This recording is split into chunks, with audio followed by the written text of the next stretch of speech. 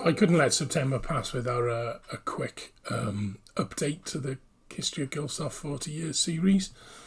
For those who perhaps saw the tweet, the 13th of September, I believe, is the first advert for the Quill, which was in Home Computing Weekly, I believe. Now, the Quill itself, obviously, in its packaging, came out then and was launched for us, but there's quite a bit that went before that, which was the development of the Quill. And here it is, the original tape that Graeme had provided to me, called The Method, which was basically the method he used to write originally the Timeline Adventure and then Magic Castle. And I used that to write Diamond Trail. So this is going to cover a little bit of what's in this folder about Diamond Trail itself.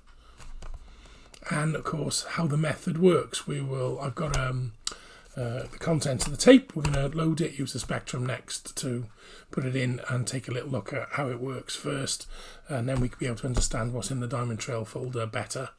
Before we load the method tape into the next and have a little look at some of it in Fuse as well, if we have, for parts of it is appropriate.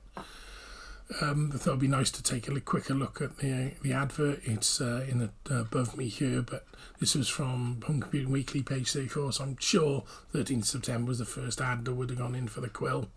There's a bit of a blurry copy from one of the archive online. I don't have a copy of this. Quite surprised I don't have one in my collection. So we were still advertising Cessla and HAL only. I assume that was just lack of space. We did have a slightly bigger advert. This is Home Computing Weekly, the 27th September, so it was a half page by then, and you can read the text much better on the Quill, and offering our example of its use. This is a sample cassette at £2, and the Quill itself at $14.95. So the text changed slightly to the original advert, and we obviously Diamond Trail's new, and the existing Magic Castle game, and our existing cover with White Nose and Graphics and the educational programs. I haven't forgotten we were going to cover HAL in this episode, but we'll probably take a look at that in the next one now, I think, on the run-up. Then bear in mind as well that we were selling Diamond Trail. It must have been in very early packaging. I found this one listed on eBay a couple of years back, and someone had written Temporary Inlay card on it. Looks like my writing, in fact. So who knows, that one might even have been written with the method, as we'll see when we take a look through the Diamond Trail folder later. And here's one from Sinclair User in October 1983. We were just concentrating on two new products, the Quill and the Diamond Trail. And it gives you quite a look at some of the distributors we had. So Lancashire, Denmark, South Africa, Holland, Belgium. So we really started to sell internationally, which is nice. And of course that means the total lineup of all of our games with the artwork for the Quill, for those who can't remember it. I always thought that was looked quite great from Stephen Harbron. It's a good introduction to what the Quill would have looked like. But before we get there, let's take a look at the tape on the next and load it in. So we'll do a tape where we put into tape loader, and we're going to do it in 48K mode, and then we press start, and off we go from the tape.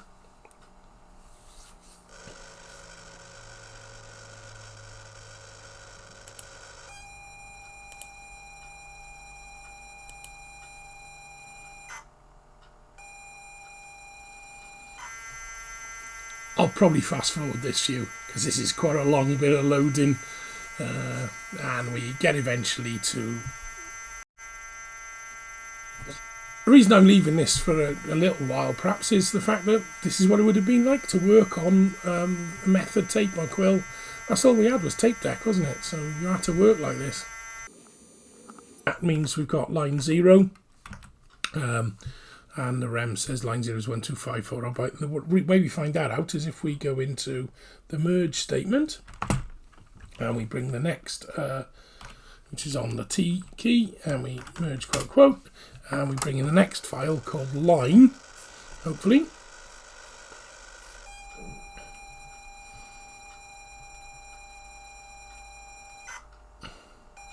Said this was probably for writing the 16k program. Okay, and that then will actually just, through some peeks and pokes, finds the end of line 0 and pokes the value into the memory ready, so we know the length of the game.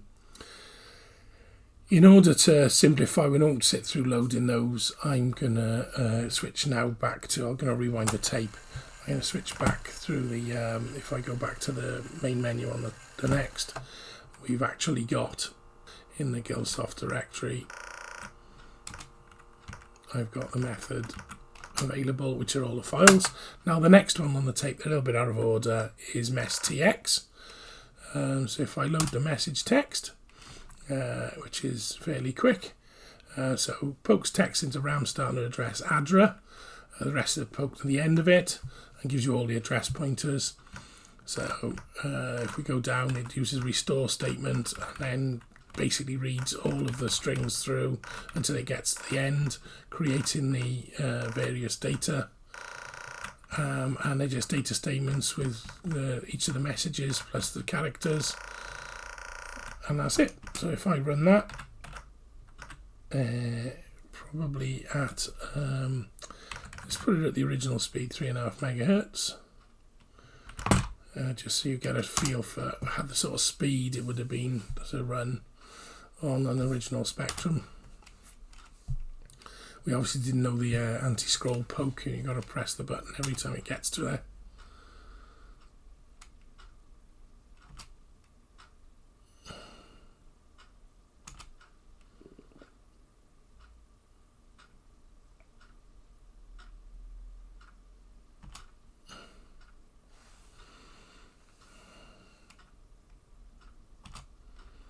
There we go, and we should be nearly at the end, and the system at the end. Oh, I haven't quite finished them yet. A few more messages. I thought I was near the end now. That's it, there we go. So start address in brief terms. Where is the address of messtx? That is the table of an index pointer into each of the messages, and therefore the next 3 bytes. So now basically what we do is we take the next one, which would be object text, we'd load that up and we change the start address to 61630, for example, and that would mean that we have the database building up slowly in memory. I'm not going to do that one. All of them are very similar. So if we go, one thing I'm going to do is go back up to 28 megahertz. And we're going to take a look at one of the other ones. They're obviously locktx, fairly similar ones. Object status, the program messages is different. So let's look at the event table, which is probably one of the most different. And same thing, it does exactly the same arrangement of creeping through a set of data tables that contain all of the what the words are, and of course it's quite important to remember there were no mnemonics for the is at and get and so on. You just had to know the numbers of the contacts. So if I run that, and at 28 megahertz it'll be quite a bit quicker, because this is quite painfully slow on a 3.5 meg Spectrum. And it just goes through building the entire table of actions. We just saw when something stopped grey go past then. But again, it's the same principle. You'd put that at an address suitably in the database. Didn't really matter where. And that would then you build the next byte up. The one then, finally, the only thing that's a little bit different on it is the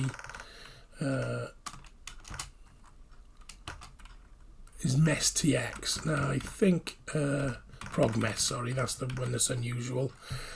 That does something slightly different, because the system messages, they were later called in Quill, they're fixed, so it doesn't actually give you an option to change any of those. I don't think so anyway. And basically each individual address is given out. It doesn't build an index table. Don't know why. Not managed to find the code about how this works yet. So there we go. That's how it all came together as the method tape in order to be able to use a game just before Quill, really. And that was all on that little tape. And hopefully we can have a little look at how Diamond Trail itself was put together using this technology now.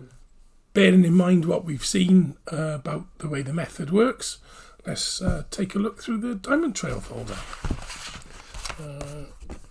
Okay, so there's quite a bit of paperwork in here. The first off we see is database 2.1, and it's got quite a bit in it. But before we do that, let's take a little look at the work that probably went on for doing the design of the game before we get any further. Yeah, so let's have a little look. Those are the clues. There we go. We don't need those, not yet. Or the solution, probably. So what have we got? Yeah, so we've got basically some design documents that were done beforehand. So we've got what the flags were used for. The flag point out 1 byte score. So yes, alive, man alive or dead flag. So that's the flag allocation stuff. We've got then the actual map of Diamond Trail itself drawn with various locations of things that have to happen at that location, routes in, objects within the box, and then the map of the sewers. So there's the clue. If you've gotten the weeds, then that's where you can get to the hideout in the sewers. And there's obviously a photocopy with some additions done on it. So roadside open phone box, sailing shop, hardware store. Are these in the game? I don't know. Or did I add them in? I don't know. I'll have to have a little play and have a look. So now we get to what the meat of it, which was the database 2.1. As you can see with the method, of course, you ran each program. So progmess, vocab, obst, st, so you start and end address. And that would therefore be what the pointer has to be, which is the start address. And you can see then there's a little bit of 2 byte gap that's been left there. Then about 9 bytes left there. 4 bytes, so just each piled on top of each other as you go through the program, and where the code itself goes 400. And that is so 35 objects, 108 moves needed. Basically then you didn't have the Quill, of course, you just had how long each of the messages were. So that's all be recorded. A little bit less well-designed flag allocations, what the vocabulary and the word numbers are, the messages and their numbers, and the objects. Of course, it all have to be written down. You can type it in. Assigned saying repair work by Pongo Limited. For those who don't know, Pongo was our Springer Spaniel. What we got? And also, if you've seen on the Maze of Gold, there's a picture of a dog with ears. That was my attempt to draw a spaniel. So the locations and then which way they go into them all written out as well. So it's quite a lot of work's gone into this. And then of course the tables are harder to do because you've got the event tables where you have to write out the contacts without names. So it's like 102 if object 0 present, so you need to know the contact numbers to type them in for the tables in the method, as you will have seen. So there's quite a lot to go about it, and then how the various techniques work in the status table. I think this is, yeah, so there's the status. How the rats work and how the man works. And then you've got the steps to solve Diamond Trail. Let's look away now if you don't want to see them in detail. Which has been written out, so that's the 115 moves, the smallest solving. Then we've got a list of possible clues you can get, which we use because we printed these out. So try the storehouse of knowledge for clue number 9. So what's clue number 9? Guns. Try a flexible friend. That must be something to reference the old advert for access cards, is it? 10. Expensive commodities. Yes, that would be the... Okay. And then a copy of it, obviously done on a photocopier. And then we go into the detail of how to master it all up. So program loading in the basic, a little bit of how to do it. Hey, another drawing of a dog. So how the stuff was laid out in memory, what they were called. So that we'll have these somewhere. I'll have a tape with this stuff on, so I'll try and dig out a tape with this, and maybe in a later one I can do a one-off about looking at Diamond Trail as a game, rather than concentrating on it in here, which is about the quill and the method and the development. So yeah, it'd be a good bit, I think, be able to look through and do all of that and how the basic works. Yeah, that would be a nice one to do. That looks like Graham's writing with some different things on it, so we're obviously working together. Okay, and then obviously in order to promote the Quill, we converted the database to run on Quill. So this is version of database 8 printed out from the Quill, and you can see that made things a lot easier, although the printout isn't formatted properly. Now we obviously fixed it, there must have been a bug in the earlier Quill maybe, because we think we printed the later copies that are printed out. I think they do, yeah, so it's all properly formatted. We obviously had the Epson printer by then rather than the Sakosha. At the back here, this is a bit strange. This is not Diamond Trail, but it's a entrance to power, canteen, paycheck. This looks like my sort of design, but it looks like for another game. In pub, main shopping mall, roundabout, reception, wharf, sou'wester. Yeah, it must have been a new talking to the man. I must have been designing another game. Yeah, I'll be looking for lost games. So there we are, a fascinating look, I think, at the effort that went into designing with the method to write a game, and of course why we used, I think Magic Castle's database was converted as well. That's how Graeme tested Quill. So there were versions you get online, I think, of Magic Castle and Diamond Trail are highly likely the ones written with the version of the Quill, because they would have been finessed that way. It's possible Diamond Trail was released, an early release of it on the older database, but I'd have to really do a bit of checking on that. So let's carry on with what was happening in the world of the development of Quill. This is a copy of your computer. Mine, as you can see, the name written on the top, where I got it from the local news page agents at the top of Park Crescent. And this is September 1983. Adventure Special, Our Key to the Best, How to Beat Them, How to Write Your Own, which remarkably doesn't actually mention the Quill, because I don't think they knew it was coming, although they did actually cover it without realising. Our advert in it, which is on page 129, which is on here, doesn't mention the Quill.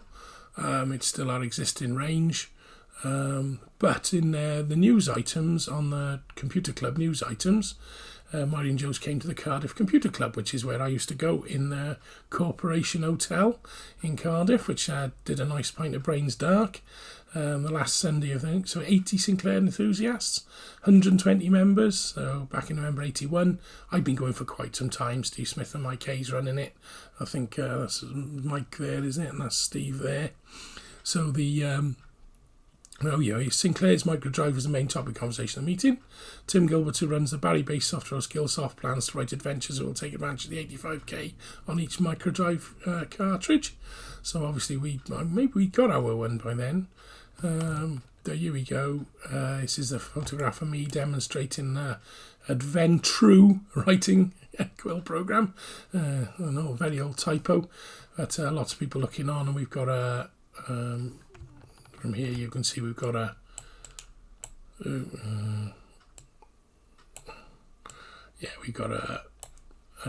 Kempston keyboard. Is CR3025 from Boots, and I'm obviously taking along my Philips monitor, which I screen TV, which we'd also bought from Boots because they were selling them.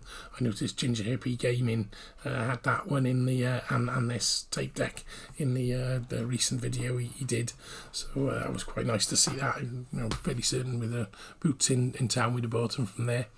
So there we go. That was me showing around before it was actually advertised. The September issue, of course, would have been come out in the August, so we wouldn't have had time to place the ad knowing we could guarantee production probably, which is why our advert didn't contain Quill yet, and we waited until the September issues of the magazines. I think it's appropriate as we approach the end of this video to actually take a quick look at Quill itself and compare it to the method. This is the original artwork, obviously, that would have come out on it in the sort of July, August and September advertised launches, and was probably what I was showing off when we were showing it round. And the Quill was basically about to change the world, I think, of adventure writing. So let's take a quick look at it. This is Fuse obviously running it, so load it as a tape, and this is version A03, so there are obviously some bugs, but white screen to start, but there's the classic blue and white. Now this is so much easier than the method, isn't it? We the simple things like the event table, being able to just list them all, add them in by words and see the name, quit, describe, is at, for the conditions and actions. And messages are so much easier to see. There's one here, I just got to insert a new one. And now there's a new message added, and automatically handles moving all the tables around for you, and tells you how many bytes you got free, and obviously lets you save the adventure. But you'll notice there is no system messages. They were done in conversions when we went to later versions of Quill, and eventually the C series was done for the Spectrum, which put the system messages in and allowed you to edit those as well, so you weren't stuck with the fixed message. I know some people worked out to poke the messages and change them anyway, or there was even maybe we might have given out some hints on how to do that. I can't remember, but there we go. That's the classic Quill for those who haven't seen it, and it was a very easy way of writing a computer game. So, before we finish, one thing I would like to do is, I did, obviously with it being the anniversary, I did finally get round to the effort of going to see Graeme. This photo's a classic one of the two of us. It's a lot later, I think, because obviously our Illustrator's now been put out, which is something that's coming up next year as the 40th anniversary. The Quill's in its new packaging box, although we haven't converted it to plastic packaging yet by the looks of it, so we must have had still a fairly significant stock. The program behind running on a TV is the Adventure Writer, by the look of it, or it's a game, and I think it's running on a Commodore looking at that font. There's a Vic joystick, and that's a Commodore printer, and there's some floppy disks there from that's definitely a Commodore printer, and there's a pile of boxes sat out there. So it was a lot like we'd already done a Commodore conversion of Quill by the looks of it. One behind me as well. Any micro drives? Possibly. Who knows? And Philips TV we got from Boots, I suspect, along with the Boots tape deck. And there's an Auric Atmos, so it must be a lot later, and I'm studying the Auric Atmos. So corduroy jeans, check shirt, jumper and tie. So it was nice. So we thought while we were together talking about it that we would sort of recreate as best we could the thing. We didn't have the cowboy box, and we certainly didn't have the check shirts and the ties, but we'd had a really good afternoon, plenty of tea and biscuits, and a good chat about the old days and reminiscing about the creation of the Quill. Because I did ask Graeme what was his enduring memory of writing a Quill, and he said testing and more testing, because he had to go out to people, even though initially he perceived maybe we might sell a couple of hundred copies to interested parties. He still did put the effort in and created that lovely menu system to make the method usable by people. And indeed, I think there's something like 800 games written with Quill, and that's just on the Spectrum, I think. So multiple platforms have got them. So here we go, a pretty great achievement, and a nice way, I think, perhaps to move forward into the next video. The next video I'm going to take, we'll take a look at the ones we haven't covered, maybe Diamond Trail, how it plays, HAL, I know we still got to cover, plus other things that were going on at Gilsoft at that time. and the move up to the microfair for Christmas, and we'll have a little look through the microfair guide. It's a fascinating slice of history, and I've got some photos from there as well. So join us on the next episode of Gilsoft at 40 years. And I couldn't let September go without a video on the quill itself and its origin in the method tape. Graeme writing Magic Castle and me Diamond Trail with it that led to the idea of the quill. So join you next time.